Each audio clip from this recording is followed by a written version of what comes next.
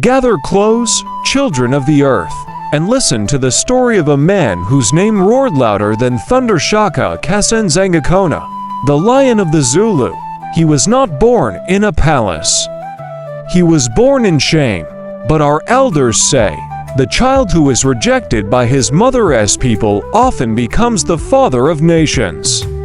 In the rolling hills of Nandi's homeland, a boy was born out of love and scandal. His mother, Nandi, was from the Lungeni tribe. His father, Sangzongakona, a Zulu chief. Their union broke custom, and when Nandi bore a son, whispers turned to laughter. They called him Shaka the unwanted calf, but Nandi told her son, "My child, the eagle does not beg the storm for permission to fly. One day, you will rise where others crawl." From that day, Shaka's fire was lit. As a child, he herded goats while others mocked him. They threw stones, broke his calabash, and called his mother cursed.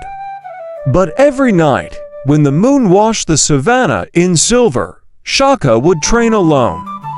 He threw spears into termite mounds, ran barefoot on thorns, and whispered to the stars, "One day, the world will know my name." A seed buried in mud still dreams of sunlight. Years passed. Shaka joined the Mthethwa army under Chief Dingiswayo, a wise leader who saw in him something burning, not rage, but vision.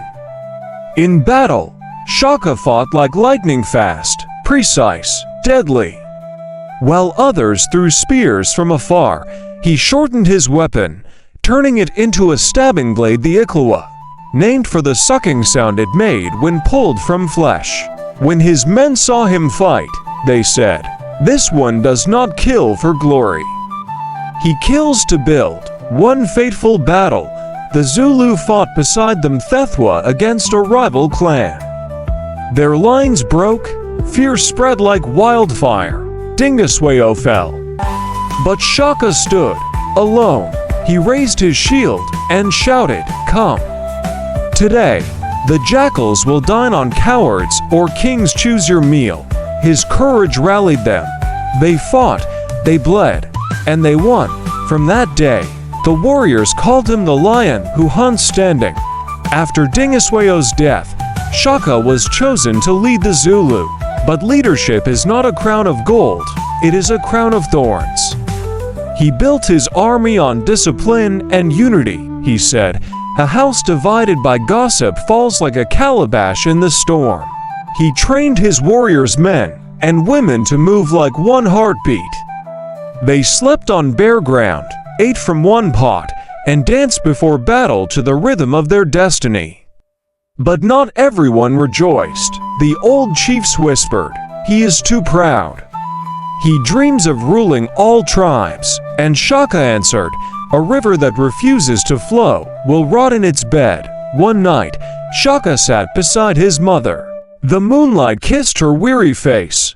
"Mother," he said softly, "they hate me." Nandi smiled. "A tree that bears fruit will always be stoned." Then she said something that would shape him forever. "Do not seek love from those who once mocked your birth. Build a kingdom so strong that their children will call you father." Those words entered his heart like a spear. But when Nandi died, something inside Shaka broke. He ordered the whole nation to mourn. No one was to plant, no cows were to give milk, no music was to be played. He wept openly, and his tears fell on the earth like rain of fire. But grief turned to madness. He began to see enemies in every shadow. His once wise rule became iron and blood. They said, when the hunter mourns too long, the forest turns against him. His brothers, Dingan and Mangana, feared him. They plotted one evening as Shaka walked in his courtyard, staring at the horizon. The brothers struck. Steel met flesh. The lion of the Zulu fell. But before his last breath, he whispered, "You will kill me today, but you cannot kill my spirit. My name will walk long after your bones are dust." And so it was.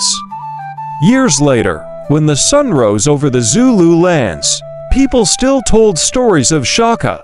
They said, "He was fierce, but he was necessary. He was hard, but he built a nation, because from scattered clans, he forged a people. From pain, he created pride, and from rejection, he gave birth to legacy. So remember, my child, greatness is born not from comfort, but from struggle." Our elders say, "The path of the lion is lonely, but his roar feeds generations. He who has no scars has never fought for anything." Shaka's story reminds us, power without wisdom is destruction, but vision with courage builds nations. And when the winds whisper across the Zulu hills, they still carry his name, Shaka, the Lion of the Savannah. Thank you for joining us on this journey. If this story moved you, please like, share, and subscribe for more tales of courage and legacy.